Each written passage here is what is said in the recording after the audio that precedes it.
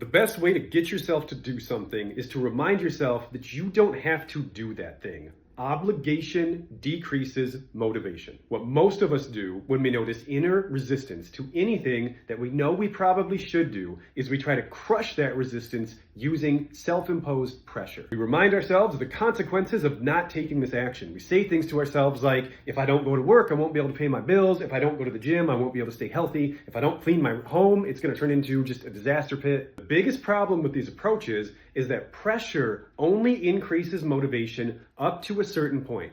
Yes, you need to feel like the thing that you're trying to make yourself do is worthwhile and matters and has value. But beyond that point, pressure actually becomes maladaptive and decreases your motivation. And if through your own inner dialogue, you have created a world where every action you take is an obligation, you have taken away freedom, you have taken away choice, you have taken away creativity, and you have reduced your life to a linear series of understimulating steps. I very nearly quit my doctoral program. I was ready to drop out about halfway through and just become a realtor or something instead. And every day I felt that desire to quit, I would pressure myself into staying. I would say, you have to finish this. You have to do this. You're worthless if you don't. You're a loser if you don't. One day I couldn't take it anymore and I woke up and I decided that was it. I was quitting and I started to hype myself up to send my resignation email to my program.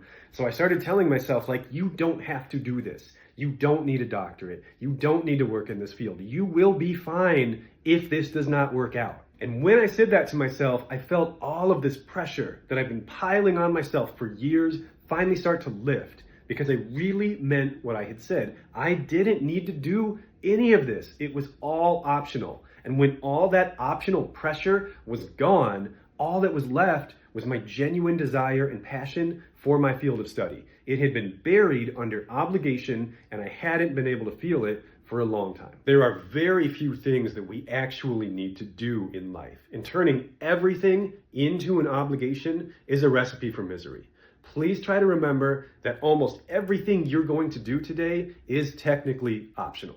Buy my book.